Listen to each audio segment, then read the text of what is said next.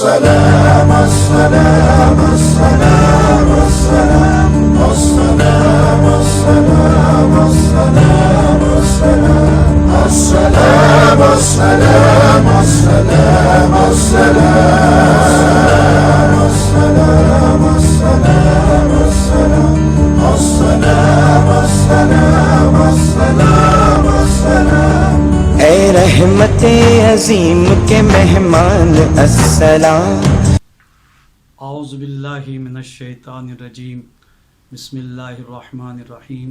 الحمد للہ رب العالمین والصلاة والسلام علی سید الانبیاء والمرسلین بالقاسم محمد وعلیہ الطیبین الطاہرین المعصومین المظلومین ولعنۃ اللہ علی اعدائہم اجمعین.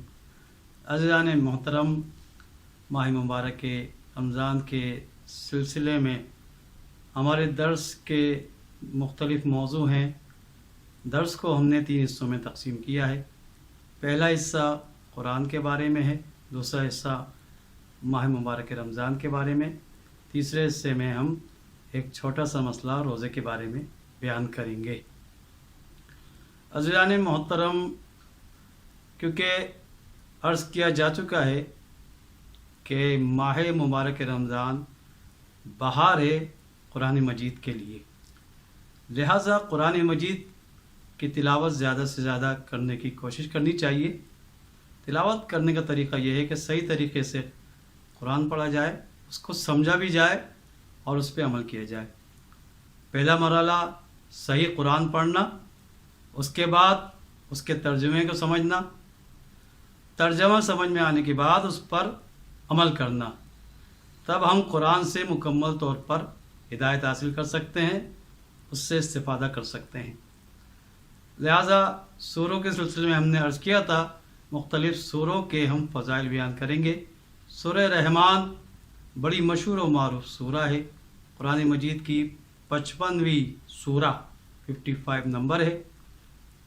یہ سورہ بہت ہی بابرکت ہے، بہت زیادہ ثواب بھی ہے اس کا.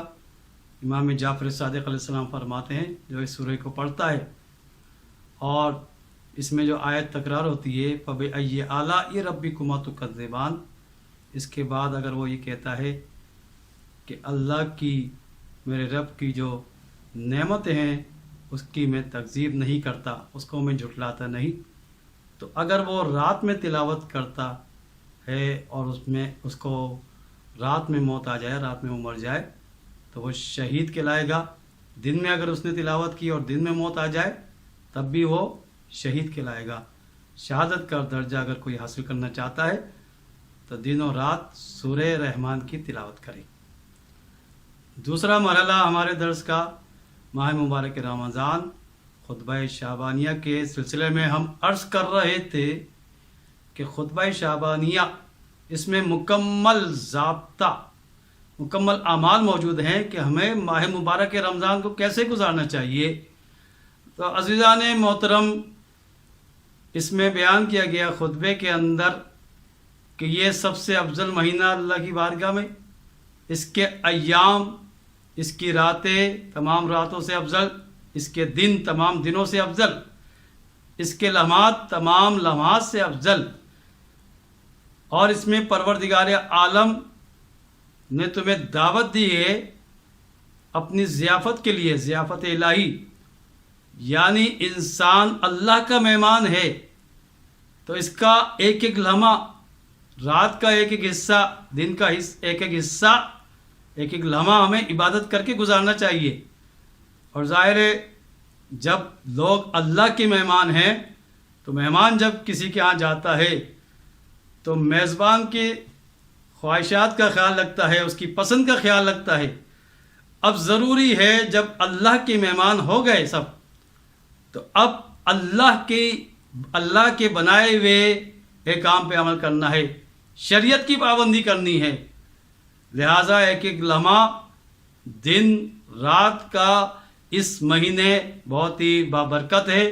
تمام لمحات سے، تمام جو ہے دنوں سے افضل، تمام راتوں سے افضل، تمام مہینوں سے افضل ماہ مبارک رمضان، اس کا احترام بھی کرنا ہے اور اپنے آپ کو صحیح مہمان ثابت کرنا ہے اللہ کی بارگاہ میں جا کر یہ ثابت کرے کہ بے شک میں نے وہی عمل انجام دیا جس کو اللہ تعالیٰ پسند کرتا ہے۔ مہمان ہمیشہ میزبان کی خواہش کے مطابق عمل کرتا ہے۔ اس کے بعد روزے کے سلسلے میں، کیونکہ روزہ اس میں بہت بڑی عبادت واجب قرار دیا گیا روزے کو، 3 چیزیں بڑی اہم ہیں اس ماہ مبارک رمضان میں یا اس مہینے۔ ایک، اس مہینے کے اندر اعمال، قرآن مجید کی تلاوت، اور روزہ جو فرض ہے، واجب ہے۔ روزے میں بہت سارے ایسے مسائل پیش آتے ہیں جس کا ہمیں علم نہیں ہوتا۔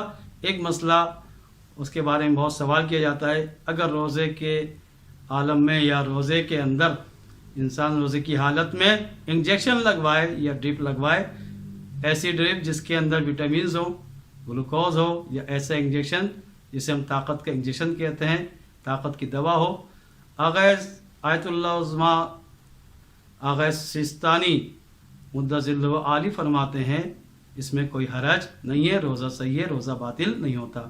ہم زیادہ تر مسائل آیت اللہ عظمیٰ سیستانی مدظل عالی کے فتوے کے مطابق بیان کریں گے۔ تو ڈرپ لگوانے سے یا انجیکشن لگوانے سے، چاہے وہ دوائی والا ہو، چاہے طاقت والا ہو، چاہے ڈرپ گلوکوز ہو اس میں یا وٹامنز ہوں، اس سے روزے پر کوئی اثر نہیں پڑتا، روزہ صحیح ہے، روزہ باطل نہیں ہوتا۔ وآخر الدعوانا ان الحمد للہ۔